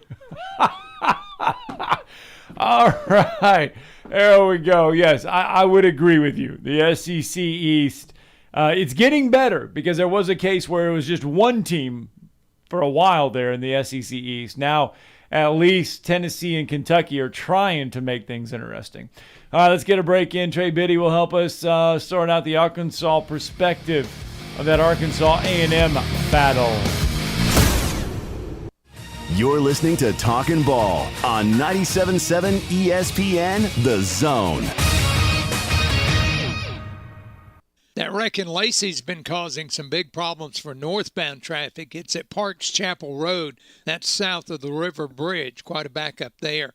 53 and Macedonia Road had some southbound blockage. Should be getting pretty close to being ready to wrap up on it. Had Herbert Clark and Pulaski Pike an injury type working. 565 eastbound west of the Parkway should be gone. Winchester and Pulaski Pike should be gone. Someone dies from heart disease every 36 seconds. Dr. Randall Burns and the team at Huntsville Heart Specialist on Bob Wallace Avenue can help keep your heart healthy. Captain Nick in the 72 and Jeff Popeye Skywatch Traffic Center. This is a special alert to all Americans who own a vehicle with less than 200,000 miles with an auto warranty about to expire or with no warranty coverage at all. Due to a decline in the economy, CarShield is announcing a low-cost month-to-month vehicle protection plan that is now available to the public to save any driver out-of-pocket expenses on future auto repairs. Call now to find out how you can pay almost nothing for covered auto repairs. Yes, you heard that correctly. Pay almost nothing for covered auto repairs. An open phone line has been established for all drivers to call for a free quick quote. Call 800-306-8158 now. Drivers who are covered will not have to pay for covered repairs again. This protection plan is at an all-time low. Additionally, drivers who activate this vehicle protection today will also receive free roadside assistance, free towing, and car rental options at no additional cost. Call us for your free quick quote today. 800-306-8158. That's 800-306-8158. What do you have to lose? Call 800-306-8158. Again, 800-306-8158. Organizations using Salesforce know how powerful the platform is and how much time, money, and headaches it saves if it's set up right and you know how to use it. Let's face it, Salesforce is complicated and time-consuming to figure out, and a lot can go wrong now and down the road without expert help. That's why most Salesforce users work with an implementation partner like Higher Echelon, so they get the absolute most out of their Salesforce investment. Higher Echelon is a 5-star Salesforce consulting partner who won Salesforce Military Hiring Partner of the Year. President Dr. Joe Ross is retired Army who played and later coached for the cadets. He puts that experience to good use at Higher Echelon, where they pride themselves on hiring veterans. Look, not all Salesforce partners are the same. Don't put your company at risk by going with an inferior partner. Higher Echelon is the trusted partner you can count on to get you up and running and seeing returns on your Salesforce investment in a fraction of the time it would take if you go it alone. Go to higherechelon.com. That's HIGHERECHELON.com to learn more. Go higher and go Army. SportsMed is the official team physicians of the Rocket City Trash Pandas. And if the pros trust SportsMed, you can too. SportsMed provides every service you might need for complete orthopedic care, specializing in orthopedic surgery, sports medicine, joint replacement, spine surgery, neurosurgery, and podiatry. And they offer their own brace shop, in-house full-body MRI, physical therapy, walk-in clinic, and so much more. 4 locations and on the web at sportsmedalabama.com. And now a small business setback is assessed by a beloved family pediatrician. Oh, hey, Tiger. Big scary tree branch give your work truck a boo-boo? Yeah. Wow. See this thing on my phone here? It's the Progressive mobile app. Just push that little button there and report your claim. Attaboy. When owning a small business gets painful, Progressive Commercial is here to make it all better. Get a quote in as little as 6 minutes at progressivecommercial.com.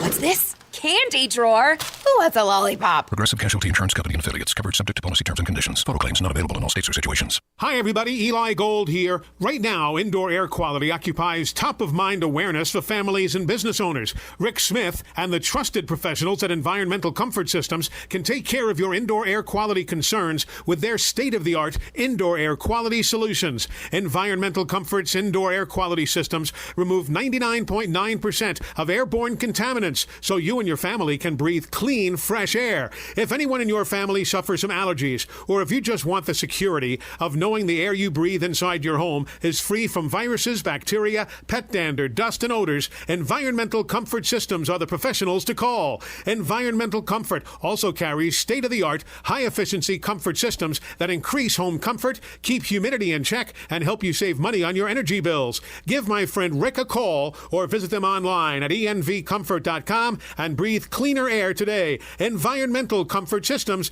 Alabama license number 92314. Do you know that your car or truck or SUV may be worth up to 30 or 40% more than it was last year? It's true. Bobby White back again for Woody Anderson Ford, and now is the perfect time to trade in, trade up to a gold certified or blue certified pre-owned car, truck, SUV, or crossover. While our new vehicle inventory continues to build back, our Ford Blue Advantage certified pre-owned vehicles are nearing 100 models to choose from, and a good variety too. Woody Anderson Ford Gold certified vehicles are 6 years or younger with less than 80,000 miles and have passed 172-point inspection by factory certified technicians. They have a 14-day, 1,000-mile money-back guarantee, a great comprehensive limited warranty, 24-hour roadside assistance, and go home with full tank of gas and a fresh oil change. Get nearly a new ride and none of the worries. Woody Anderson Ford, Jordan Spartman. Hope to see you soon.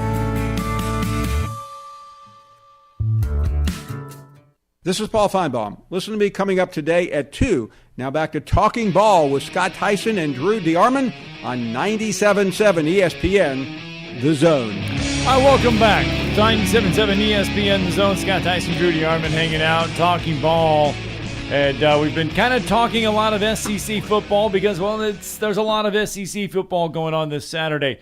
And last Saturday we had a couple ranked matchups within the conference, and they were okay. This week we get another 2. We get one on the East and one in the West.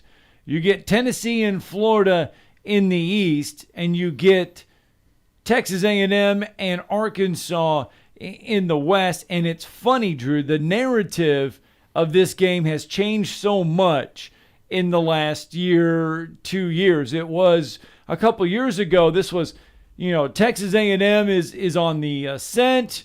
They've got Jimbo Fisher. They've got national championship aspirations. It's sky's the limit for the Aggies. And then here's little Arkansas.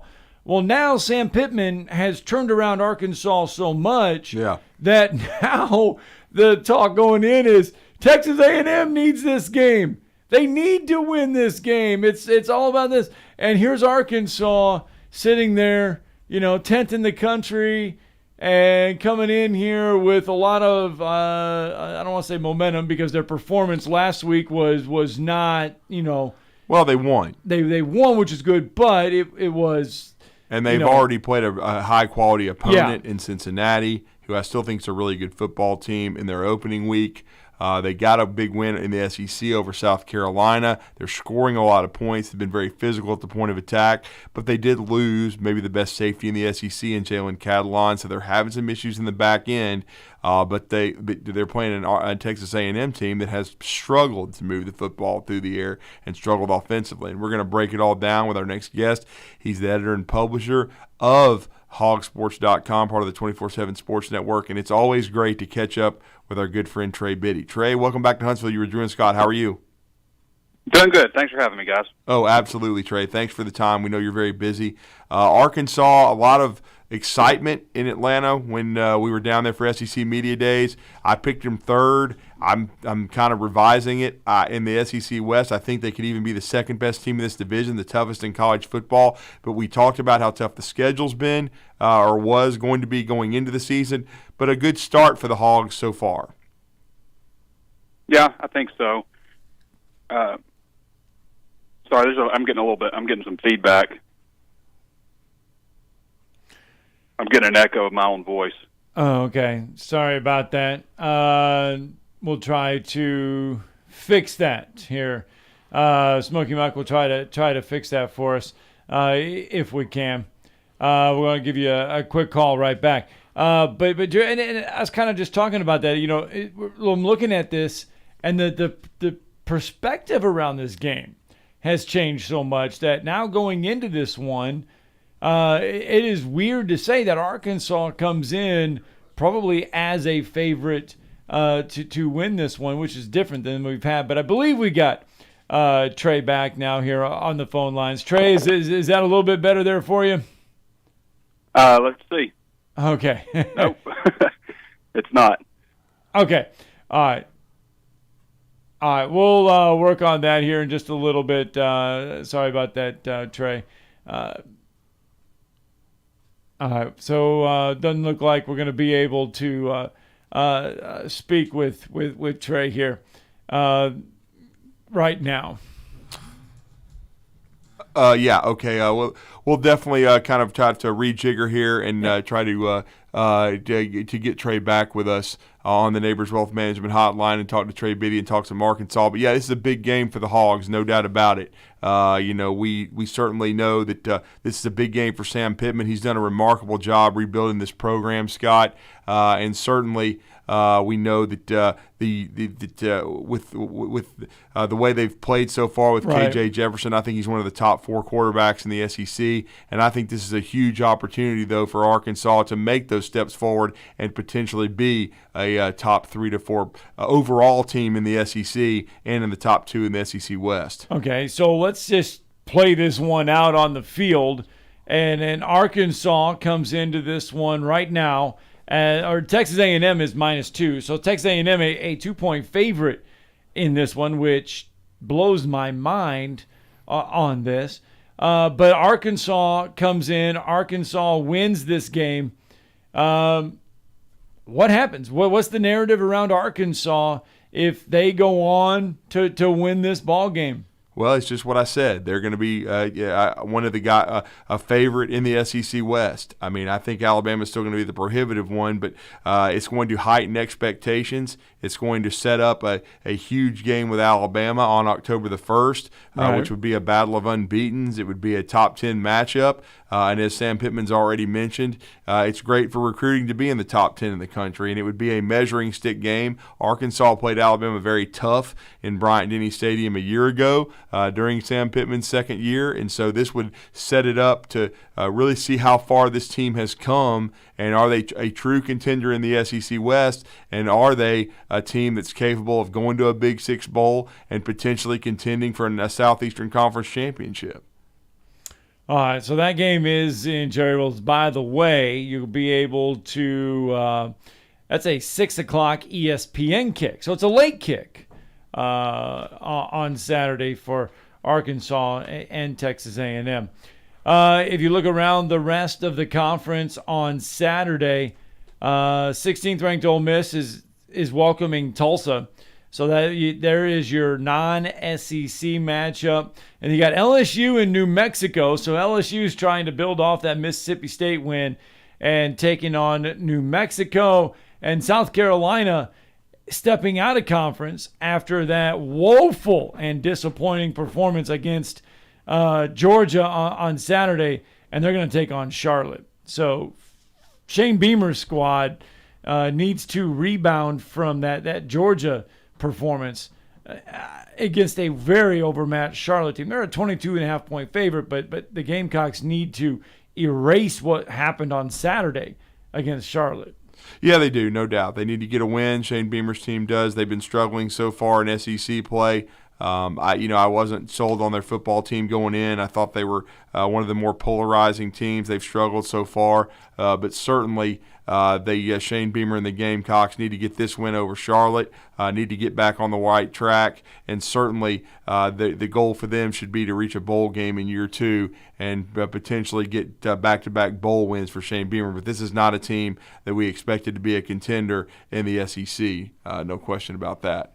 All right, 256-576-4977. That's the number to the Neighbors Wealth Management Hotline. You can join the show and the program this morning. Texas, I know we were talking about this. We talked about this when it happened, but Texas, when they recruited Arch Manning, they spent roughly around $250 $280,000 to recruit Arch Manning. They released it about a week ago, about a week and a half ago. They spent $280,000 in the recruitment of Arch Manning for activities, amenities, and other things in the recruitment of Arch Manning. $280,000 Texas spent when Arch Manning made the visit. So you are well adversed in recruiting. Is that normal for a school to spend upwards of $280,000 to recruit a player? No, it's not. But that's the new NIL world we're in. No doubt about it. So again, that's just one of those things, and that's what people are having to deal with. It's why Nick Saban has said that this is what you have to do with this situation is it's not a model that's sustainable. You can't be paying guys up front. Texas A&M's already seeing some of that, I think, that residual stuff with the 4 freshmen they had to suspend this past Saturday. Now, it didn't cost them a win against Miami, but it certainly did. I think it's we've seen some of the social media, we've seen some of the reaction. It's a dangerous game to play, and it's just not a sustainable model. All right, Pat Forty though, and I want to. This is going to be a complete 180 of conversations, but Pat Forty releasing just a little bit ago that the LSU infractions ruling is expected today at noon. Interesting. Yeah. So that's the big news coming out of everything today. The LSU infraction, yes, and Jacques Doucette from WAFB put it out there today. Actually, it's going to be at noon, our time today. There will be, it is Dave Roberts, the chief hearing officer for the panel and special advisor to Southern California. It's a Zoom call, and it's the infractions panel decision regarding LSU will come out today at noon. How hard do you think LSU is going to get hit? Well, it's probably not super hard. I don't think that football-wise they're going to get slapped, with huge sanctions because the NCAA has kind of lost a lot of their teeth. We've already seen kind of Tennessee did a lot of self-imposing on their penalties. They're hoping to come out of this relatively, in good standing after the Jeremy Pruitt situation. So I wouldn't expect LSU to get a postseason ban or anything of that nature. I don't think it's going to be severe. I think they've tried to work in lockstep with the NCAA like a lot of these schools are. And like they said, a lot of it is now going after the coaches. And in LSU's case, it's going to be Will Wade. In basketball, I think he'll be sanctioned and given a show cause. Certainly there were some things that went on under Ed Ogeron. He's already been paid $17 million to go away, so I don't know. I don't think it'll be something that's going to be a residual, a lot of long-term effects on Brian Kelly's program. It'll certainly be a bump in the road, but I don't think it's going to be anything disastrous. All right, 256-576-4977. And so, in other words, Western Union won't be in business for a little bit. No, they're not going to be, and they certainly, the basketball program's having to completely, establish itself, and I think, they'll probably be smacked with some scholarship losses, but I don't think it'll be something that'll be one of those things that they can't work around. I think that the show cause will probably be over a decade long for Will Wade. I don't think we'll see him on the major college level in coaching anytime soon. All right, 256-576-4977. That's the number to the Neighbors Wealth Management Hotline. And in case you did miss it in hour number one, and to start off the show, Alabama did get a recruit yesterday out of the state of Texas. Yeah, they did. They got Jalen Hale from Longview, Texas, one of the best wide receivers in the country. You kind of heard us talk with Pat from Tuscaloosa about that. He's 6'2", 180 pounds. He's long, he's athletic, he's a track athlete. He runs on the relay team for Longview.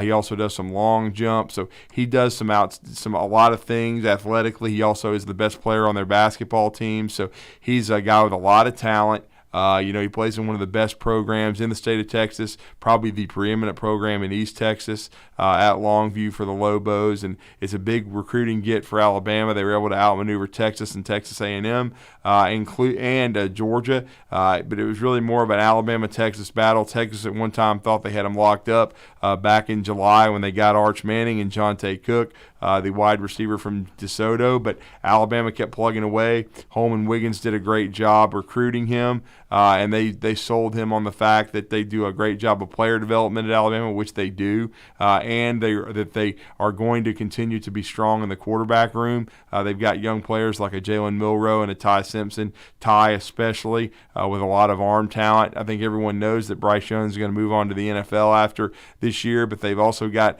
a two-quarterback class committed in 2023, and Eli Holstein certainly, and also with Eli they also have Dylan Lonergan. So those two are going to be more developmental guys, but I think Ty has a lot of long-term potential to be a great player at Alabama, and I think with what Alabama's done at the wide receiver spot, with what they've done developing guys like Jamison Williams and John Mechie last year, and then the years before, Devontae Smith winning a Heisman Trophy, and Jalen Hale has been compared to Devontae Smith quite a bit, and then with what they did with Jalen Waddle, you saw the show he put on in the NFL this past week, and then Jerry Jeudy certainly, and Henry Ruggs. He's seen all the first rounders that Alabama's put out, and I think that was very attractive to Jalen Hale, no question about it. All right. 256-576-4977. That's the number to the Neighbors Wealth Management Hotline, 837 here on your Thursday morning. I tell you what, let's get that final break in. When we come back, we got your tomorrow's headlines today. 97.7 ESPN, The Zone. You're listening to Talkin' Ball on 97.7 ESPN, The Zone.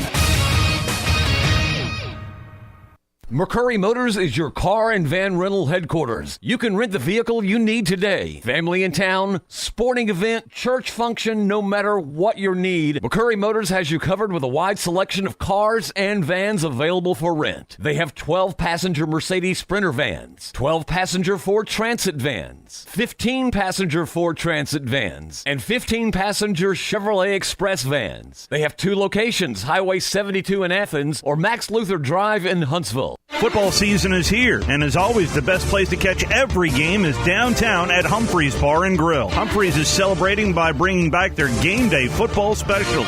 $2.50 Miller Lite, Yingling, and now $3.50 Yellowhammer Gold Pints. Anytime football is on. Live music continues every night with 5 o'clock Charlie, and don't forget about brunch on Sundays with Microwave Dave. The best place to catch all the games all season long is Humphreys Bar and Grill. Your favorite sports book, BetUS.com, is back for their 28th year of NFL action. With the industry's biggest sign-up bonus of up to 200%, BetUS offers their members the opportunity to cash in on all your favorite leagues, including college football and the NFL. They've also got hundreds of new casino games, including the coolest European slots, and their live dealers are waiting for you at the tables. Sign up at BetUS.com and use the promo code WZZN. That's BetUS.com and the promo code WZZN.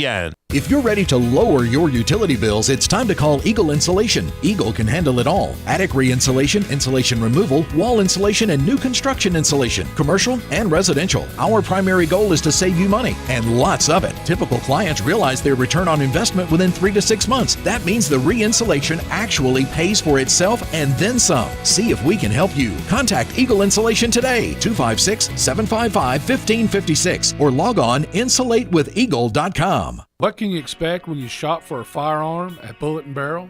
Expect great prices. We specialize in quality over quantity. Expect great service. Our professional sales staff is never pushy. We won't talk you into something that doesn't fit your needs. You have the right to make a smart, informed decision. Expect Bullet and Barrel, Alabama's only 5-star indoor shooting range, to support you after the sale. Bullet and Barrel, 3252 Lehman Ferry Road. Like or follow us on Facebook. Come see us soon. Are you in the market for a recreational vehicle? Do you want to get out and see more of this beautiful country? Well, imagine hearing the laughter of your little ones enjoying gooey s'mores by a cozy campfire and making lasting memories with your friends and family from the comfort of a new camper. We can make your dreams come true at Hall's RV. With over 15 years in the camping business, we know how to get our customers into the perfect camper. We have several models and floor plans here for you to choose from, both new and used. We're family owned and operated with fantastic deals and great service. Everyone wants to work with people they can trust, so come on down to Hall's RV and get the deal of a lifetime. We'll treat you right and get you on the road in the camper of your dreams. Visit us on Highway 431 in Albertville. Hall's RVs, where we sell fun. Or see us on the web at www.hallsrvsales.com. Southern Fidelity Mortgage. Think of them as a loan for everyone, offering more products than anyone else and the guaranteed lowest rates and costs in town. Of the 2,000 loans that Southern Fidelity Mortgage has pre-approved over the last 10 years, all but one have closed. That's unprecedented in the banking business. For FHA, VA, rural development, and conventional mortgages, for the best mortgage experience in town, it's Southern Fidelity Mortgage. Call Southern Fidelity Mortgage Company at 256-656-5936. Great food and the best live entertainment is what it's all about at the Furniture Factory Bar and Grill. Head to downtown Huntsville every Tuesday for karaoke on the only outdoor karaoke stage in North Alabama. Thursday night is the Valley's longest running and biggest bike night. Food and drink specials, giveaways, and live music on the patio. And the Furniture Factory menu is fully loaded with options from steaks to salads, plus a whole lot more. Featuring a weekday happy hour that starts at 3. 619 Meridian Street, downtown Huntsville, and online at FurnitureFactoryBarGrill.com. Gunner's Landing is one of the Tennessee Valley's finest golf experiences. Just 35 minutes from downtown Huntsville, Gunner's Landing's 18-hole championship Jewel is open to the public 7 days a week. Located in the foothills of the Appalachian Mountains, Gunner's Landing offers you a golf experience like no other. With beautiful Lake Gunnersville views throughout the round, Gunner's Landing is golf the way nature intended. Gunner's Landing's Club Repair Shop offers a full range of services, including re-gripping and adjusting the lofts and lies of your clubs, even putters. Since the work is done in-house, your clubs will be returned to you in a timely manner. Unmatched in the North Alabama area, it is Gunner's Landing. Schedule your tee time today at gunnerslandinggolf.com. That's gunnerslandinggolf.com. Your home of the Alabama Crimson Tide is 97.7 ESPN The Zone. Touchdown, Alabama! No look pass inside, but he got to go to the play. Your home of the Alabama Crimson Tide is 97.7 ESPN The Zone. This segment of Talkin' Ball is brought to you by University Kia, the #1 volume Kia dealer in the state of Alabama. Located online at universitykia.com.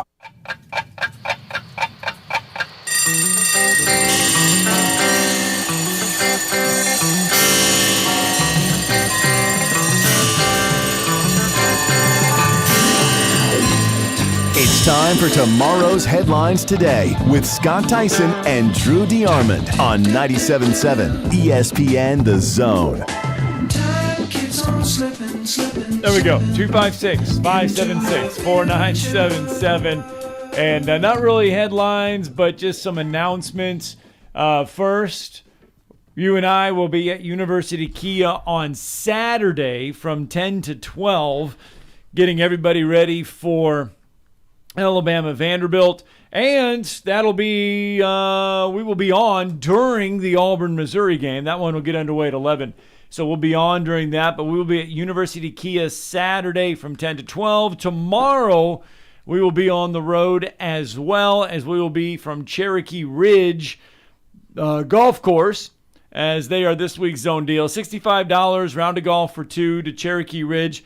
beginning tomorrow morning at 8 o'clock. But you and I will be at Cherokee Ridge tomorrow. So get your golf clubs ready and get your golf attire ready. We'll be out there at the golf course. Probably not as highfalutin as the Ledges, but we'll be out there. Yeah, I heard it's going to be a beautiful place, that they've done a lot of renovations and work out at Cherokee Ridge, so we look forward to adding them to our zone deals. And as Scott said, that deal will go live tomorrow at 8 o'clock. And you guys can take part in that. I think there's going to be 60 of those available, so it's going to be a great opportunity. It can be an outstanding, birthday gift, an outstanding Christmas present, or just for the golf enthusiast. I mean, the weather right now is great.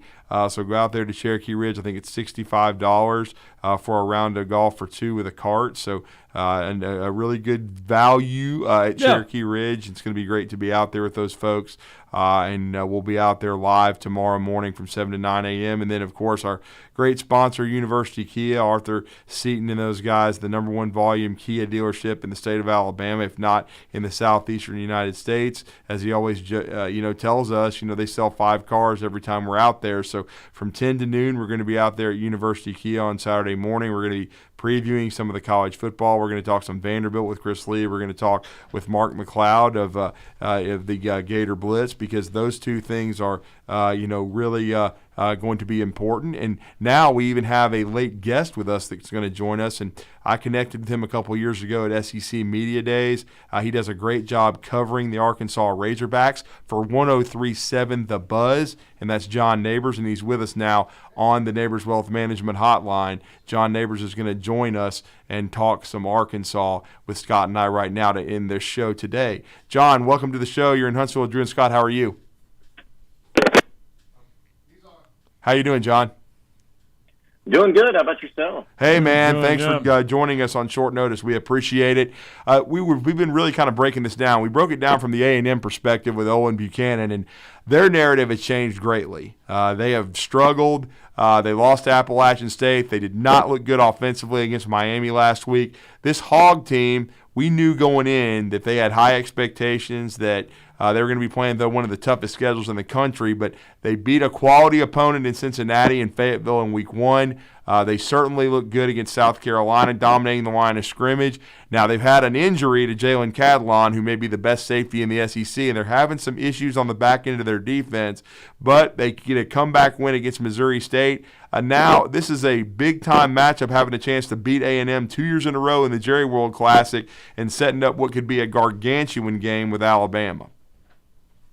Yeah, I mean, you pretty much laid it out that way. I was looking at all the matchups and looking at all the things for against A&M, and honestly, I'm a little surprised that A&M's favored in this game. And it's yeah, not me just too. Me being an Arkansas homer or anything. It's just I feel like with the matchup of how Arkansas has been running the ball extremely effectively, their offensive line is incredible, and honestly, they lead the nation in sacks. They're great at stopping the run. Literally, the only flaw with this Razorback football team is the pass defense, and the pass defense is atrocious. It's really bad. No one's denying that, but pretty much every other element of the team is really good. And then I look at A&M, and the one thing that they've struggled with pretty glaringly is their pass offense. They can't pass the ball. Their offense can't score very many points. Their offensive line has kind of struggled, and they can't stop the run very effectively. So I just feel like all the matchups favor Arkansas in this game, as long as Arkansas doesn't beat themselves, doesn't turn the ball over. I just like Arkansas's chances. It's a credit to Sam Pittman that we're sitting here saying that Arkansas, you would think Arkansas would be the favorite coming in ranked 10th in the country. You would think that would be the case. Boy, oh boy, the narrative has changed so much in the last 2 years around this game. I mean, before it was, Arkansas is just going to get, it's going to be such an uphill battle against Texas A&M. And, Texas A&M gets Jimbo Fisher, and now – they're going to be contenders year in and year out. All Sam Pittman does is just quietly put wins together, build this program, get it going, and then that's why I think I laugh too, that they're 2-point underdogs. Yeah. Yeah, I mean, that's pretty much how I see it too. I mean, Sam Pittman is doing all the right things in order to win at Arkansas. Like, you're not going to come here and get a top 5 recruiting class every year like you do at A&M or like you do at Bama, Georgia, LSU, whatever. But what you do is you just build a great culture. You build a foundation. You hire great assistant coaches, and you just put it together, and that's essentially what he's done. He's not doing anything in like some sort of crazy gimmick or anything like that. He's just building the program the way he wants to build it. Physicality, toughness, a team that's not going to get whooped by anybody, but doesn't mean that they'll win every game. I just feel like as far as the coaching jobs in the country, Sam Pittman's got to be one of the guys that's done the best, especially when you see all these other high-dollar coaches not having the same results or not building the same way that Sam Pittman's been able to do at Arkansas. Yeah, we're talking to John Neighbors, 103.7 The Buzz. And I would think, too, when you look at this game, it's a line of scrimmage game, and that's the way Sam Pittman has built his program. A&M had a lot of trouble in the trenches against Appalachian State. And then when you look at the Miami game, too, they played well in the red zone defensively, but they got outgained severely. I would think that Arkansas would have the advantage on both lines of scrimmage in this game coming up, John. Yeah, I do too. That's just like I was saying. I just feel like the matchups favor Arkansas in the trenches. And to me, in the SEC, and you guys know this too, if you're going to win in the SEC, you got to have great trench play. And Arkansas offensive line, when you have Sam Pittman as your head coach, you're always going to have an amazing offensive line. Like, that doesn't matter. That's always a guarantee. But the defensive line last year struggled. I really believe the hiring of Deke Adams and instead of having Jamal Ashley on this team has been a huge difference, because now the defensive line is getting pressure. Now they're getting after the quarterback, something they did not do effectively at all last year. They've turned it around. And then you add in a guy like Drew Sanders, who's just been a monster at that linebacker position, getting after the quarterback, a kid that transferred from Alabama. You're starting to see a front seven that is about as good as you'll ever see in the SEC. And because of that, that's why I feel like if they can put pressure on Max Johnson, if they can stop the run against A&M, A&M's not going to score points against Arkansas. It's going to be, can Arkansas score points against that A&M defense? How was Missouri State able to hang around Saturday in that ballgame? Well, two reasons. One of them is because Arkansas had some uncharacteristic turnovers. KJ Jefferson fumbled. You had Rocket Sanders fumble at the 1 yard line. I mean, essentially punching it in, fumbled there. You had a pass go off the hands of Trey Knox for an interception. You had a really bad play call on 4th down on 9 where they ran it up the middle. Like, you had uncharacteristic things that kept Missouri State in that game. That's number one. But also, Bobby Petrino was the head coach of Missouri State. And what we know about Bobby Petrino, especially here in Arkansas, he's a phenomenal coach that can really exploit a pass defense. And that's Arkansas's weakness. So it was just a bad combination where he knows how to throw schemes out there. He knows how to get things done in that regard. And because of those two reasons, that's why you saw the result. I mean, there's no excuse. Arkansas should have won that game by more. They should not have struggled the way they did. But a lot of credit goes to Bobby Petrino and Missouri State, because they had a great game plan and they were ready to play the Razorbacks. Yeah, they were, no question about it. And then I got to toot my own horn here. I told everybody, I did a couple of radio stations in Atlanta at the College Football Hall of Fame for SEC Media Days, and I said that Drew Sanders would be one of the top newcomers in the SEC. He just had an unfortunate wrist injury at Alabama when he was starting to assert himself and play good football, and lost his job pretty much to Dallas Turner. But he's a dynamic football player, and I'm not surprised at the impact he's had with the Hogs. No, not at all. In fact, he comes on my radio show here once a week. We were able to sign an NIL deal with him, and so it's really good to talk with him. You know, he doesn't have a whole lot to say, but he definitely knows his football, and he's a true bona fide Texas football player. But the one thing that I thought stood out to me when we asked him about him coming to Arkansas and, what was the appeal, and because he was at Alabama, for crying out loud, and he was playing at Alabama. And one of the things he says that Arkansas was able to put him in a position he feels most comfortable with. He doesn't like putting his hand in the dirt. He doesn't like getting in the three-point tent. He doesn't like being that guy. He likes kind of standing up and going around on the edge and going inside and kind of freaking people out and how to prepare for him. So I think that was another draw for why they wanted him at Arkansas, why he wanted to come to Arkansas, is because he says, Alabama, they wanted him to do some things he wasn't fully comfortable with, where at Arkansas, he feels like they're utilizing his strength in the most regard. Yeah, they certainly are. And they've moved him inside, but he's also been a dynamic pass rusher. I think he's got 5.5 sacks already for this Hogs football team. How have they tried to replace, though, Jalen Catalon, who was such a dynamic force in the back end?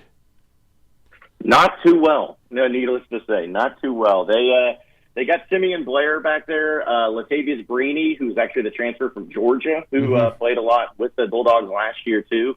He's kind of made up some of that as well, but there's no doubt that one of the biggest reasons why the secondary and the pass defense has struggled is because Catalon's been out. I mean, it wasn't perfect when he was in there, but when you have a preseason All-American safety out there, it definitely helps, and it makes teams have to plan around him. But now people are just like, well, we got blood in the water here. Let's just go after him. So it's been really tough. They haven't been able to fully get to the level that they need to be in the pass defense, and maybe they can do some things as the season goes on to try to make it better. But losing Catalon has been a huge, huge loss, and I really hate it for the kid because he was out last year for the majority of the year with an injury. Now he's out for this year, and does he go to the NFL after this year? Does he try to come back for another year? That's going to be a decision he has to make, but you really feel for the kid having back-to-back years cut short. So when they go into this game on Saturday, ultimately the keys for Texas or for Arkansas to come out on top in a neutral game. Great atmosphere, by the way. But what is Arkansas ultimately going to have to do to win this? Yeah. That's the question that we've been having some back and forth on my radio show. And honestly, to me, I feel like it's as simple as this, if you're really going to break it down. If Arkansas can run the ball effectively on A&M, if Rocket Sanders, who is leading the SEC in rushing right now by a wide margin and has been having 100 yards per game plus each time, if he can run effectively like he has been, if KJ can get involved in the run game, if they can wear down that A&M defensive front, Arkansas is going to win. Because I just don't see A&M's offense, which has been anemic, and as bad as Arkansas's pass defense has been, I just don't see A&M scoring a ton of points against Arkansas on Saturday. But if Arkansas's offense can just wear down that Texas A&M defense, get touchdowns out of it, make the clock move really fast, I just don't see any way that Arkansas loses this game. Yeah, and it looks like also last game, 86 yards receiving and a touchdown, 5 catches. Jaden Hazelwood starting to try to assert himself because they were replacing the dynamic Traylon Burks. This receiver core seems like it's starting to mature as well. Oh, yeah. In fact, that's been something that the biggest question, at least within the offseason, I'm sure you guys understood, was Traylon Burks. How do you replace him? Well, they haven't replaced him by a single player, but Matt Landers, Jaden Hazelwood, Ketron Jackson, and the guys that they've added into the mix, they have really brought it and have really done a great job by committee of making up for that production. So I've been really impressed with the wide receiver group. Big thanks, John. Thank you, John Neighbors, 103.7 The Buzz. Appreciate you coming on. Anytime, guys. Appreciate it. All right. Real fast, that LSU case is a separate case. It is not the men's basketball and football allegations one. This is a separate LSU case that they're going to announce the implications on. All right, that's going to do it for our Thursday show. Be back at it tomorrow morning live from Cherokee Ridge. It's your latest Zone Deal coming up tomorrow morning at 8 o'clock.